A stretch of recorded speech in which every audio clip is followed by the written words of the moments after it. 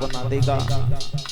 तुम्हें जलाने के लिए कोई तुम्हारा दुश्मन नहीं आएगा, तुम्हें जलाने के लिए कोई तुम्हारा वैरी नहीं आएगा। अगर तुम्हें जला करके राख बनाने का काम करता है तो तुम्हारा अपना खून सगा बेटा।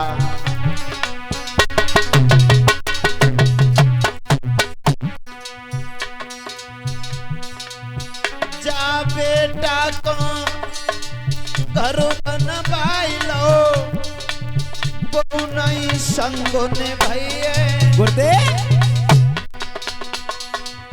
देख ले मरघट में फिर जाएगी बेटई आगी लगाई।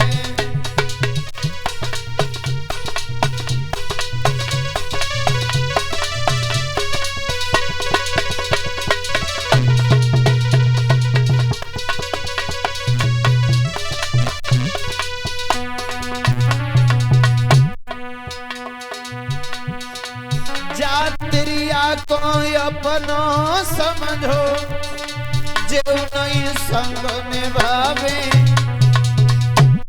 लाला।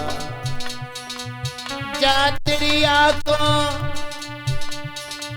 अपनो समझो जो नहीं संग निभावे। उठे जनाजा द्वार तेरे से रोवती ही रही जावे।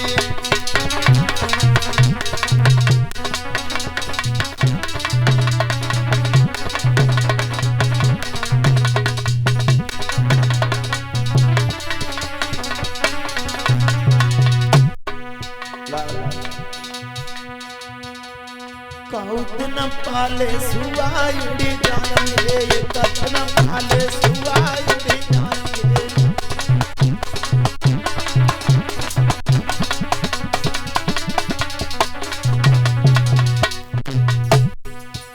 मैया अपने लला पे गर्भमती करियो, गर्भमती करियो।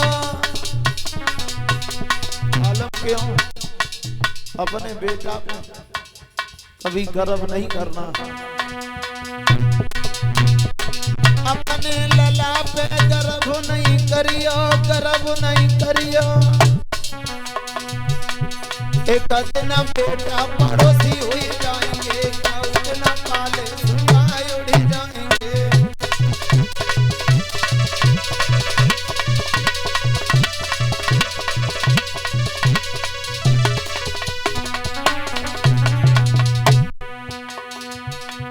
अपनी लली पे गर्व नहीं करियो, गर्व नहीं करियो साला।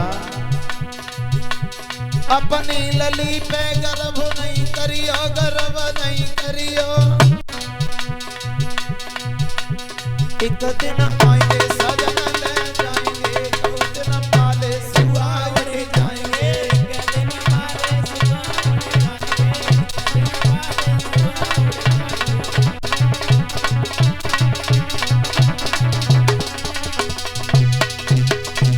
आदमी पूरी जिंदगी गुजार दिया करता है लेकिन अपने लिए कुछ नहीं कर पाते हैं। सारी जिंदगी औलाद के लिए करते रहे।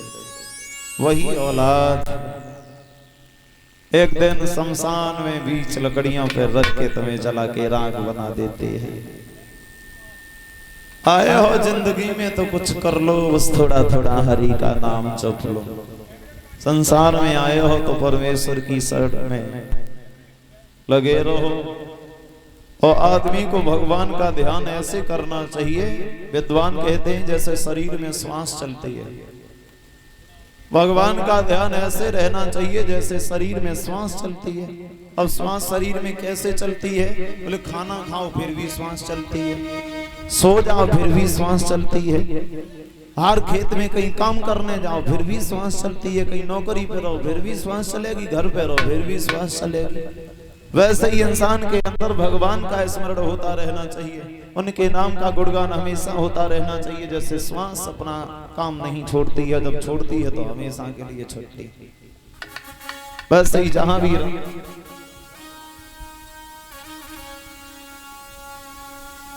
जिस देश में रहे जिस भेष में रहे परिवेश में रहे, बस राधा रमन हरि गोविंद कहे। जहां भी रहो हमेशा भगवान का गुणगान करो। श्री सुखदेव भगवान बोले, हे राजन परीक्षित, ये दोनों नल कुबड़ बड़े गरीब जो कुबेर के लड़का बड़े घमंडी, लेकिन एक दिन इन दोनों ने दारू पी, और दारू में बुद्धि में बहुत बड़ी दुश्मनी। जैसे ही दारू अंदर बुद्धि बाहर, दारू में बुद्धि में बहुत बड़ी दुश्मनी। दारू जैसे ही अंदर पहुंची वैसे ही बुद्धि बाहर हो गई। और दारू एक ऐसी चीज है जाको पीवे के बाद हम कोई ऐसा बुरा काम ना जो आदमी न कर पावे। अच्छा, दारू पीवे से फायदा होता है, घाटा होता है। दारू पीवे से फायदा होता है। दारू पीवे से फायदा जो हो सबसे बड़ी फायदामंद दारू शरीर के लिए बहुत बड़ी फायदामंद है। दारू शरीर के लिए सबसे बड़ी फायदामंद है। जो सुबह शाम लगातार टाइम से पियते हैं उनके शरीर पे इतनी फायदा करते हैं, इतनी फायदा करते हैं। भगवान की कृपा, दारू महारानी की मेहर, बस शरीर को बुढ़ापो ना आन देते। जो आदमी लगातार पियत है बाकी देह पे कबू बुढ़ापो ना आन, भरी जवानी में ही समेट ले जाते, बुढ़ापो नहीं ना दिया। दूसरी फायदा जाए शराबी के घर में कबू चोरी ना होती। चोरी जासो ना होते कि जो घर में बासन बिलिया हो तो पहले बेच के बउआ पी ले, तो चोर का वहां से लेना है। चोर वहां जाते हैं जो थोड़ो कुछ मिले। तीसरी फायदा जो है कि गांव की गली में चाहे कितना कट्टर कुत्ता काय न होवे, लेकिन शराबी को कबो नहीं काट। शराबी दारू के नशा में पड़ो है, नाली में पलटी आते हुए मुंह से बदबू आते हुए, गांव को कितना कट्टर कुत्ता होवे जय काटे ना आराम से पहुंचे अपने भैया के मुंह को चाटे काटे ना, बड़े प्यार से वही मुंह को चाटे, चाटर रहे मुंह सुखत मालूम पर पानी पे आ दिए फिर चाटर लगे लला।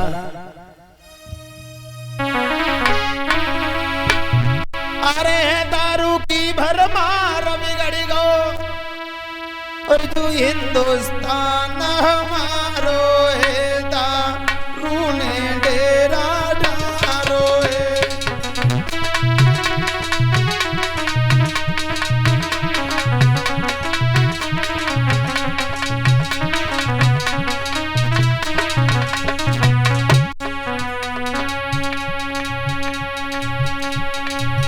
घरारो बता मुन्नी मुन्ना है, पैरन को फटो घुटना है।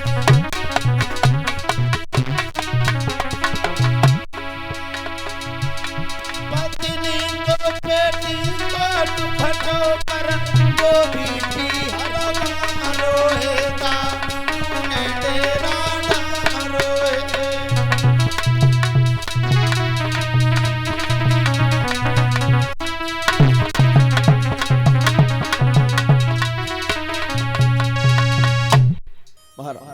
दारू पियो, दारू के नशा में जब दोनों कसके भाई तो अपनी पत्नियों के पास में पहुंचे और अपनी अपनी देवियों से बोले चलो आज हम लोग सरोवर में स्नान करने चलेंगे। पत्नियां बोली चलो। सरोवर के किनारे पहुंचे, पत्नियां बोली नहाओ। दोनों घमंडी बोले चलो नहा। बोले मैं ऐसे थोड़ी नहीं नहाते। हाँ ऐसे हम कभी नहीं नहाते। तो कैसे नहाते हो? बोले सुना। अरे जे कपड़ा धरी हो उतारी मेरी प्यारी और चलो नंगे होई के नहावे।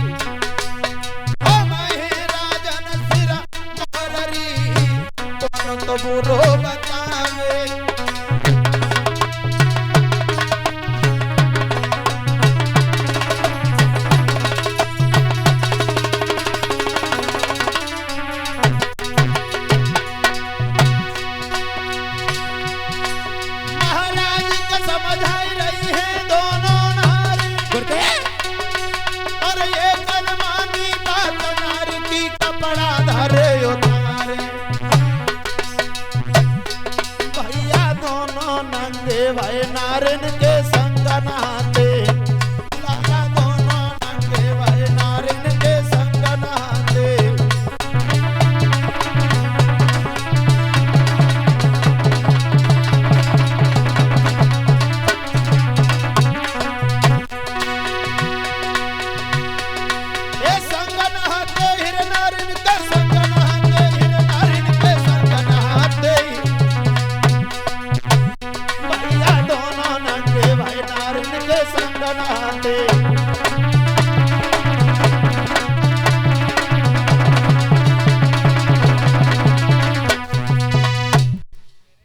अपनी अपनी स्त्रियों से बोले हम ऐसे कभी नहीं नहाते। कैसे नहाते हो? बोले ये वस्त्र निकाल के रखो, बिल्कुल नग्न होकर के सरोवर में नहाएंगे। स्त्रियों ने मना भी किया, लेकिन दोनों घमंडियों ने अपने अपने हाथों से अपने अपने वस्त्र निकाले और अपनी अपनी स्त्रियों के वस्त्र निकाले। स्त्रियां मना भी करती नहीं, लेकिन दोनों घमंडी नग्न होकर के सरोवर में स्त्रियों के साथ नहाने लगे। ब्रह्मपुत्र देव ऋषि का नारद हुआ, नारद का आगमन हुआ, नारद जी आए। नारद को देख करके स्त्रियां तो जल से बाहर निकल आई, लेकिन ये दोनों घमंडी दारू के नशा में जल की भांति यूं ही खड़े रहे जल में। नारद ने आकर के श्राप दे दिया है कि तुम जड़ की तरह जल में नंगे खड़े हो जाओ, मैं तुम्हें श्राप देता हूं, तुम एक जड़ ही हो जाओ। दोनों बाहर निकल के आए, नारद बाबा के पैरों पर गिर पड़े, प्रभु जब मैं जड़ हो जाऊंगा मेरा उद्धार कैसे होगा? बोले जब भगवान कन्हैया अवतार धारण करेंगे तो बाल लीलाओं को करते हुए तुम्हारा उद्धार जरूर करेंगे, तब तक तुमने जैसा किया